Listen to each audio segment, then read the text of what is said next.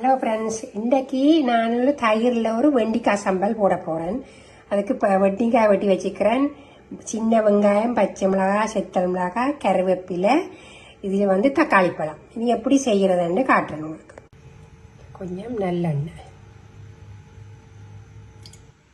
இது கடுகு, இது 2 ஸ்பூன் அளவு வெந்தயம், இது கொண்டா சின்ன வெங்காயத்தை இதில் கொடுப்போம்.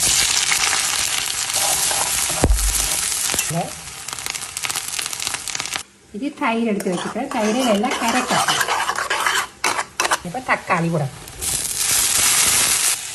இப்போ வெண்டிக்காயை போடணும்.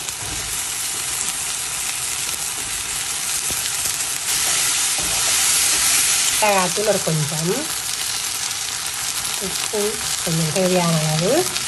நல்லா அவிய விட தேவையில்லை வெண்டிக்காயை. இப்போ அரை பச்சையாகவே எடுக்க போகிறேன். வெண்டிக்காயை முழுவதுமாக நான் வதங்க விட இல்லை. முழுவதமாக வதங்க விட்டால் சாப்பிட்டு போயிடும்.